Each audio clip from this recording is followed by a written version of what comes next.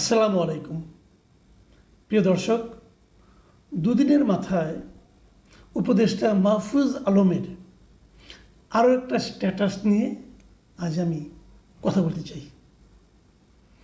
এই স্ট্যাটাসটার উনি শিরোনাম দিয়েছেন দুটি কথা, উনি দুটি পয়েন্ট এখানে তুলে ধরেছেন এবং আমার কাছে মনে হয়েছে দুটো পয়েন্টে যদি আমি পুরোটা না পড়ি তাহলে আপনাদের কাছে বিষয়টা স্পষ্ট হবে না। প্রথম পয়েন্ট উনি তুলেছেন, ৭১-এর মীমাংসা করতেই হবে, যুদ্ধ অপরাধের সহযোগীদের ক্ষমা চাইতে হবে। বাংলাদেশে রাজনীতি করতে হলে পাকিস্তান পন্থা বাদ দিতে হবে। পাকিস্তান এদেশে গণহত্যা চালিয়েছে, পাকিস্তান অফিসিয়ালি ক্ষমা চাইলেও তদুপরি আবারও ক্ষমা চাইতে রাজি হলেও যুদ্ধ অপরাধের সহযোগীরা এখনও ক্ষমা চায়নি। ইনিয়ে বিনিয়ে গণহত্যার পক্ষে বয়ান উৎপাদন বন্ধ করতে হবে, জুলাইয়ের শক্তির মধ্যে ঢুকে স্যাবোটাজ করা বন্ধ করতে হবে, সাফ দিলে আসতে হবে। এলো একটা কথা। দুই, ওনার দ্বিতীয় কথাটা কি, মুজিববাদী বামদের ক্ষমা নাই, লীগের গুম খুন আর সাপ্লায় মোদি বিরোধী আন্দোলনে হত্যাযজ্ঞের মস্তিষ্ক এরা 36th ডিভিশন। জুলাইয়ের সময়ে এরা নিকৃষ্ট দালালি করেও এখন বহাল তবিয়তে আছে। আজ পর্যন্ত মুজিববাদী বামেরা কালচারালি ও ইন্টেলেকচুয়ালি জুলাইয়ের সাথে গাদ্দারি করে যাচ্ছে। দেশে বসে জুলাইয়ের পক্ষের শক্তির বিরুদ্ধে এরা চক্রান্ত করেই যাচ্ছে। লীগের এ সকল বিটিমও শীঘ্রই পরাজিত হবে, অন্য কারো কাঁধে ভর করে লাভ নেই।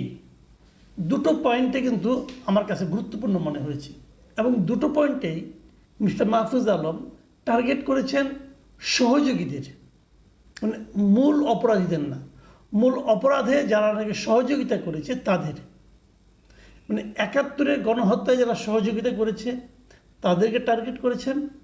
২৪-এর যে হত্যা হয়েছে, গণহত্যা হয়েছে, গুম খুন হয়েছে, এদেরকে যারা সহায়তা করেছে, সহযোগিতা করেছে, ইন্টেলেকচুয়ালি তাদের পক্ষে কথা বলেছে, তাদেরকে টার্গেট করেছেন। আমি কিন্তু মাহফুজ আলমের এই যে স্ট্যাটাস এবং স্ট্যাটাসের দুটো পার্ট নিয়ে কিন্তু আমি বেশ সন্তুষ্ট।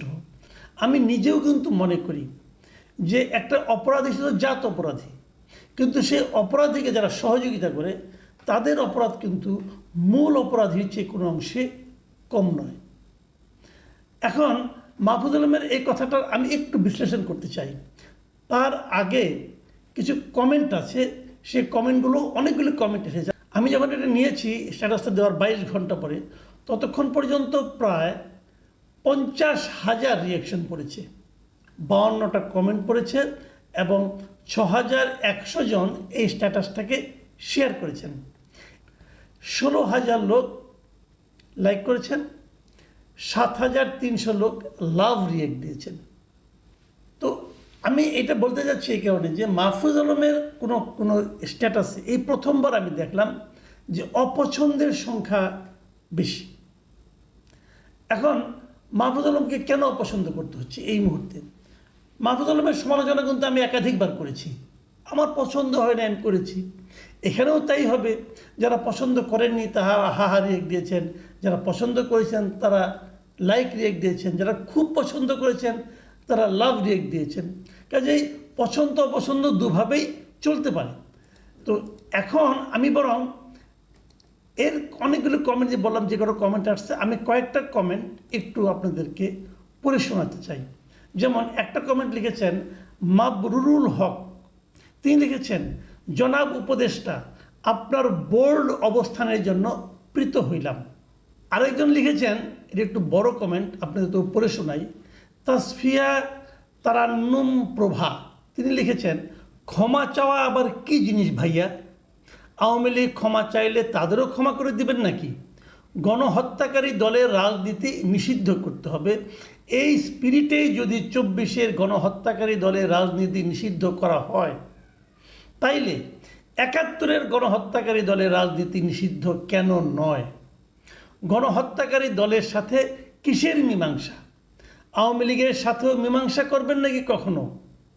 একাত্তরের গণহত্যাকারী দল যে এখনও একাত্তরের অবস্থাতেই রয়ে গেছে দেখতেই পাচ্ছেন আশা করি। নইলে আপনার বাংলাদেশে একাত্তরের জানোয়ার গোলাম আজমের নামে স্বাধীনতার 50 বছর পেরিয়ে স্লোগান উঠে কেমনে? আমরা যদি মাহফুজ আলমের প্রথম যে পয়েন্টটা, সেখানে একটা পয়েন্ট আপনি দেখেন লেখা আছে, উনি বলেছেন জুলাইয়ের শক্তির মধ্যে ঢুকে স্যাবোটাজ করা বন্ধ করতে হবে। অর্থ, জুলাইয়ের শক্তির মধ্যে একাত্তরের যুদ্ধ অপরাধীদের সহযোগী যারা আছে তারা সেখানে ঢুকে স্যাবোটাজ করছে বলে মাহফুজ আলম স্পষ্টভাবে অভিযোগ করেছেন।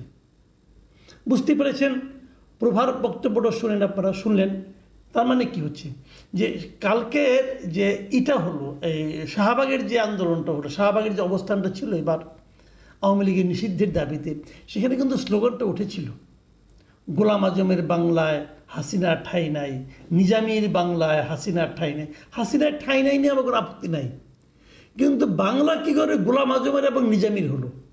আরেকটা জিনিস লক্ষ্য করেন, পুরো স্ট্যাটাসে, মাহফুজ আলমের পুরো স্ট্যাটাসে কোথাও কিন্তু কোনো রাজনৈতিক দলের নাম উল্লেখ করা হয়নি। কোনো একটা রাজনৈতিক দলের নাম উনি উল্লেখ করেননি। বামপন্থী কোনগুলো সেটাও বলেন নাই, এবং একাত্তরের কোনটা সেটাও বলেন নাই। তারপরেও ওনার যে কমেন্টগুলো এসেছে, সেই কমেন্টগুলোতে যে গালাগালিগুলো এসেছে আমি দেখেছি মাহফুজের বিরুদ্ধে, ম্যাক্সিমাম মনে হচ্ছে যেন জামাতের লোকজনই গালাগালি করেছে। এবং আমি একটা ভিডিও দেখলাম এর মধ্যে, সেই ভিডিওতে প্রায় ছোট্ট একটা ভিডিও, একজন স্টুডেন্টের মতো মনে হলো, ইয়াং লোক, তার আশেপাশে আরও কয়েকজন আছে, এবং তারা মাহফুজ আলমকে খুবই অশ্লীল ভাষায় গালাগালি করলেন। এবং সেখানে ওই ছেলেটা বললেন যে মাহফুজ আলম, দেশটা কি তোর বাবার? একজন দেশের বাবা দেশকে তার বাবা বলে মনে করেছিল, তাকে দেশ থেকে পালাইতে হয়েছে, তোকেও পালাইতে হবে যদি তুই তোর এই বক্তব্য প্রত্যাহার না করস।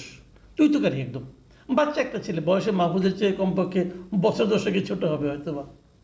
তো কী বক্তব্য সে দিয়েছে মাহফুজ, এটা কেন প্রত্যাহার করতে হবে? এখানে আরেকজন লোক ওনার স্ট্যাটাসে আরেকজন লোক কমেন্ট করেছেন, আইনুল হক, তিনি লিখেছেন এই পোস্টে কোথাও জামায়াতের নাম নাই, কিন্তু জামাতিরা খেপেছে। তারা কি যুদ্ধ অপরাধের সহযোগী পাকিস্তানপন্থী নাকি মুজিববাদী বাম?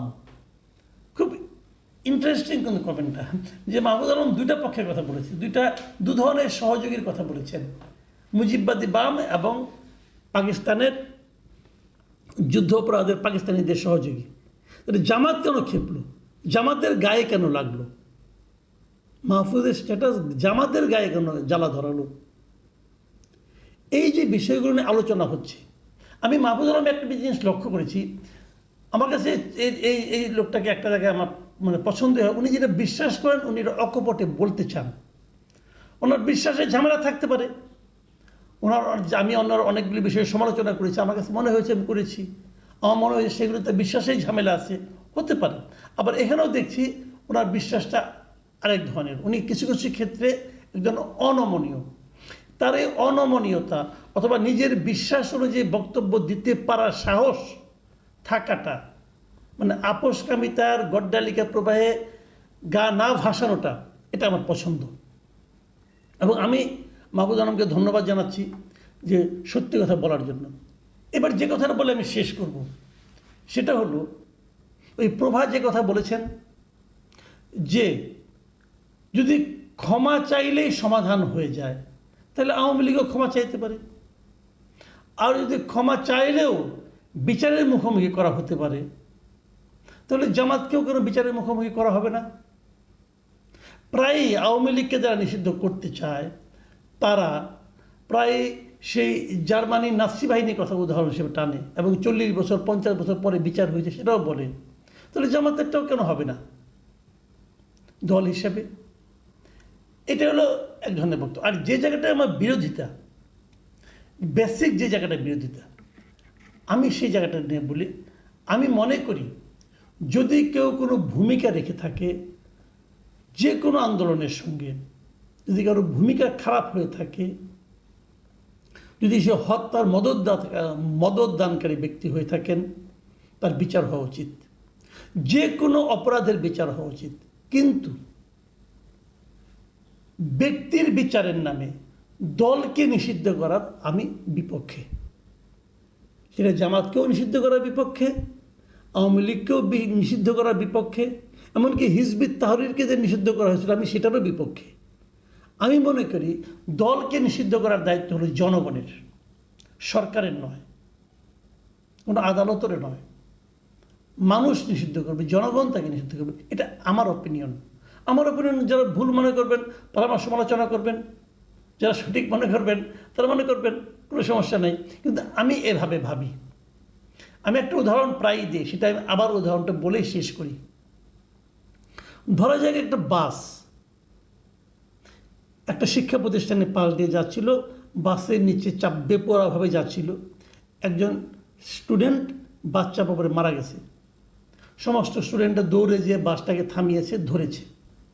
স্টুডেন্টদের কাজ কি? চালককে ধরে আইন প্রয়োগকারী সংস্থার কাছে দেওয়া, আদালত বিচার করবে, চালকের কি বিচার হবে। কিন্তু আপনি কি বাসটাকে পুড়িয়ে দেবেন? যদি বাসটাকে পুড়িয়ে দেন, এই বাস কি কেবল মানুষই মারে? এই বাসকে অন্য কোনো কাজ করে না? বিষয়টা এভাবে দেখুন, বাস যে চালাচ্ছিল সে অপরাধী, দল যারা পরিচালনা করছিল তারা অপরাধী, তাদের সবাইকে বিচারের আওতায় আনেন। আওয়ামী লীগের যত মন্ত্রী ছিল, আওয়ামী লীগের যত এমপি ছিল, আওয়ামী লীগের যত লোক এমপি নমিনেশনের জন্য অ্যাপ্লাই করেছিল, আওয়ামী লীগের সেন্ট্রাল কমিটি, জেলা কমিটি, উপজেলা কমিটিতে যত লোক ছিল সবাইকে বিচারের আওতায় আনেন। কিন্তু এর বাইরে যারা আওয়ামী লীগ করেছে, আওয়ামী লীগকে সমর্থন করেছে, একই কথা আমি বলছি জামাত সম্পর্কেও। জামাতে যারা অপরাধ করেছে তাদের বিচার তো হয়েছে, যারা অপরাধ করেনি তাদেরকে, জামাতকে আপনি নিষিদ্ধ করতে চাইবেন কেন? এই জায়গাটাতে আমার পয়েন্ট। আমি দল নিষিদ্ধের পক্ষে নই। যারা দল নিষিদ্ধের পক্ষে তারা বলতে পারেন, বাট আমার কথা হলো আপনি এক চোখে নুন আরেক চোখে তেল বেচতে পারবেন না। আওয়ামী লীগের জন্য যে ব্যবস্থা 24-এর কারণে, জামাতের জন্য সেই ব্যবস্থা হওয়া উচিত 71-এর কারণে। প্রিয় দর্শক, এখন এ পর্যন্তই। আল্লাহ হাফেজ।